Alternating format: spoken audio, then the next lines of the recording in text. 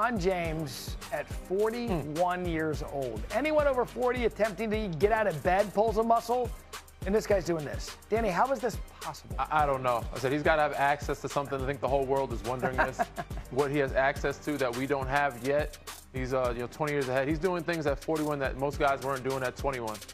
So hard to believe. The league is looking around saying, let's just hope this is just a short window into the 7-game winning streak. It's time now to run the floor. Jason Tatum looks strong in last night's Celtics win over the Warriors, tallying his third double-double since his return. Danny, how close is Tatum to returning to his All-NBA form? All-NBA form, I think it's going to take another, 3 or 4 months. But he can definitely get to 85% of himself. He was, I would say, 2.5 steps behind himself when he first started. Now he's about 1.5 steps. So he's gained a step. Within the next 3 weeks, he can gain another 0.5 step.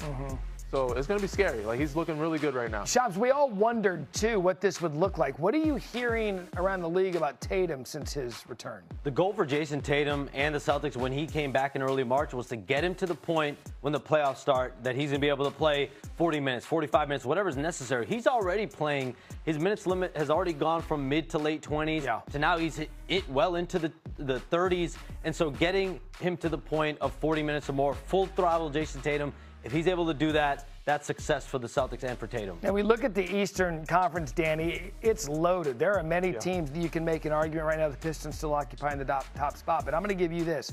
Are you taking the Celtics or the field in the East? I mean, the way they're playing, I would say the Celtics. But something in me still has a little favorite to lean toward the Knicks. I think the Knicks got them last year with a healthy Tatum, an all-NBA Tatum.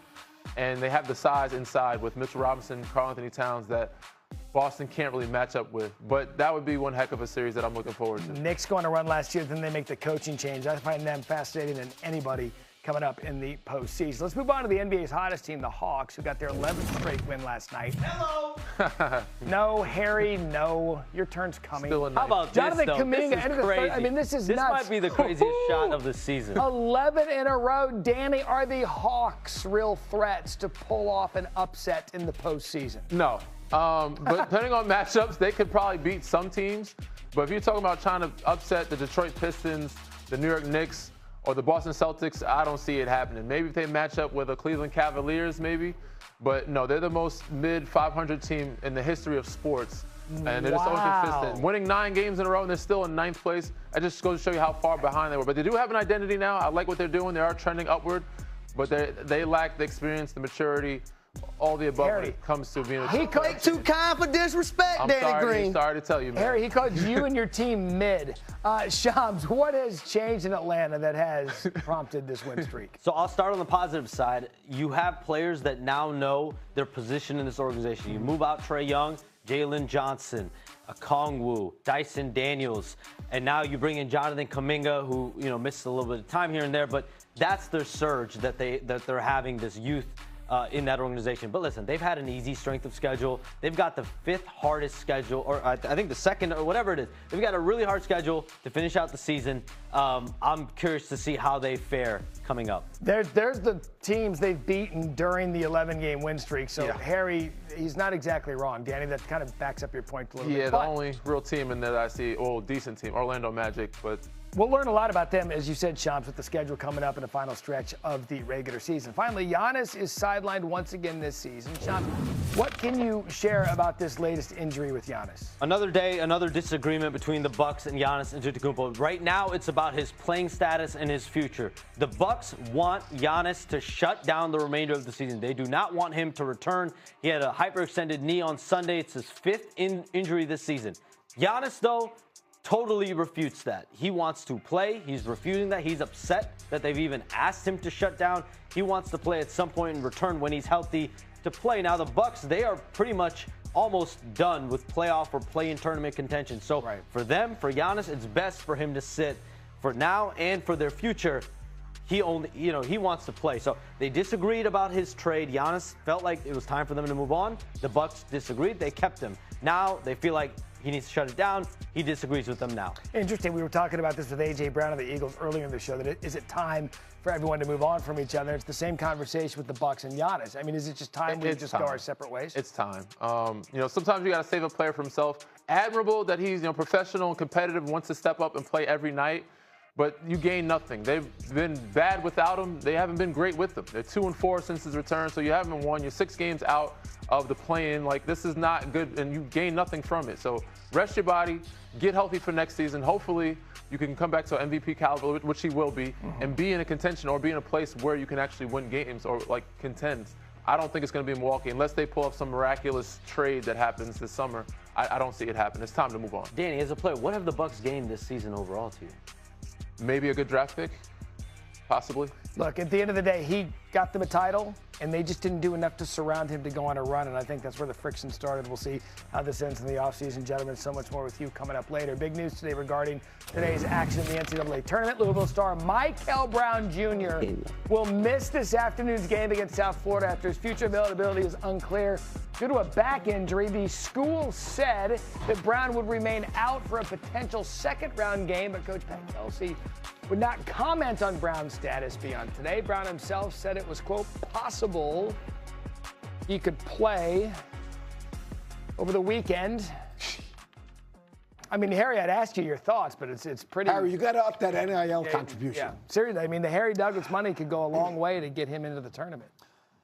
Fellas, this is devastating news for me, being a lovely alum of the University of Louisville. When you have a guy like Michael Brown Jr., who's their point guard, who's going to be a lottery pick, who initiates everything that they do offensively, it kind of messes up the offense in a lot of different ways. Coach, you talked about this yesterday on our radio show, Freddie and Harry. We don't have a traditional big that you can just get the basketball to down low and just go down and score baskets. So when you're missing your best player who initiates everything, it forces guys that you would love to be off the ball to shoot and make threes.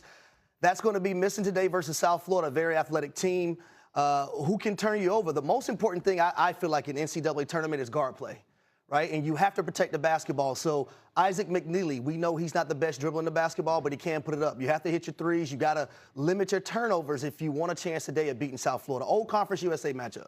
Sounds like a coach right now, but you're 100% on the money. Adrian Woolley, obviously Kobe Rogers have to play well. Michael Brown was their shot creator. Michael Brown, with him on the floor, they scored 9 more points a game. They shoot a better percentage from the 3. They shoot a higher percentage from the 2. They get out in transition. All those numbers you see on that screen. He makes the game easier for everyone else. You take him out. Now, all of a sudden, Ryan Conwell, who's an elite shot maker. They have no one to get and create and get him an open shot. They don't have no one who can facilitate and basically initiate their fast break. You take Michael Brown off of this team, and everyone's role on the team changes, and not for a good way. They're not a team that you can throw the ball to the post. They got to score on the perimeter, but they don't have any shot creators. Yeah, this is a trendy upset, too, with South Florida, upstart team out of the American. So now that this is out with Michael, where are you leaning on this one? I like Harry, but I like money more, so we're definitely going to take South Florida here. This is a popular play out west. Come on, you like money too. No, just talk. Go ahead. You like money too. All right, this one opened 6.5. Yep. Got bet down to 5.5. The injury comes in. Now we're down to 4.5.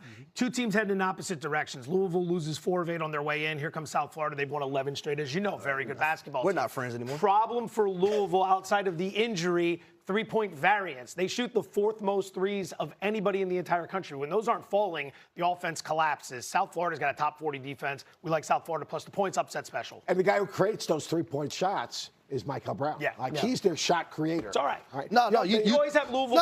It's funny. You think guys are your friends. You guys aren't my real friends. Radio show, by the way. Falcons just signed killing it.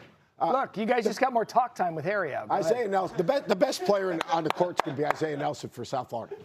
I mean, he's 6'10", he runs the floor, they get to the offensive glass. South Florida's the real deal. They play really hard, they offensive rebound, they play fast, they shoot the 3. And Isaiah Nelson at 6'10" is a problem. Are you calling for the upset? I'm calling for, I picked him already. Attaboy, my coach. bracket? Sorry, I didn't see you. I didn't study your bracket, so you're calling for it. I called it before the injury. Okay, so before you thought... I believe in saying, put up your bowls. I worked there for 7 years, put up your bowls. They're the real deal. They really are. They're athletic, Coach, long, especially you. See, that's why my brother Tony Douglas at Florida State got the best of you at Virginia Tech. I got to tell you something. Isaiah Nelson, that boy, bam! Listen, if you leave the set, you no longer are allowed to speak. That's the rule. The set is your speaking pulpit. All right, best bets for opening round. What do you like? Let's start with another dog. We'll take High Point plus the 10.5 over Wisconsin. Wisconsin was hot to close out the season. Might be a little overvalued coming into this game as a result. This is another high variance team. Third in the country in three-point attempts per game. Again, if those aren't falling, that's going to be problematic for the Badgers. High Point, top 65 in three-point defense. Another thing to like about High Point, they don't turn the ball over, and they force a lot of turnovers. Wisconsin plays clean, but that's going to be big in a game where you're catching 10.5 points. Now, elsewhere, matchup between VCU and North Carolina, I would look to VCU here. They're the dog, plus 2.5. The Caleb Martin injury looms large. 20 points, 9 rebounds, 58% from the field, gone from the lineup. Here comes VCU, winners of 16 of their last 17. Balanced attack on offense and defense. They're top 60 in both categories. And here's the thing, when you have a spread of 2.5, if we're projecting a tight game, you're going to need to make your free throws. And UNC is one of the worst free throw shooting teams in the country. So we're going to be looking at VCU here. You went at Louisville. Forgot Danny Green you was went at sitting Danny over Green there. at Disrespect UNC. over there. If you don't like the ACC, just say so, Joe. I think it's been made abundantly clear. Danny Green's sitting back there, but here's the deal. Danny Green knows, look, if Azar's got to dominate this game and Seth Tribble's got to play well, if those two guys don't dominate, VCU wins this game. They go 9 deep. They're going to wear them out. They extend their defense as a guard, a freshman guard on VCU, Neek Lewis. The dude can absolutely flat ball. I'd be legitimately worried about Danny Green, not Harry, but Danny. So you take it out 2 alma maters. I'd say take out mine, but I went to Arizona State. We don't make the tournament. These are 2 individuals who are very savvy when it comes to finances. They understand we're trying to give money to the people. Right. Yeah. I would pick against your team, but like you said, they're not. Carolina could use Danny Green. They need a perimeter defender to guard Danny away. Green knocked down some Here free he said he didn't have any. No. In college, he didn't knock down 3. He said, yeah, man, he learned how to shoot the ball. Yeah, in college, we didn't guard him because I was worried about him.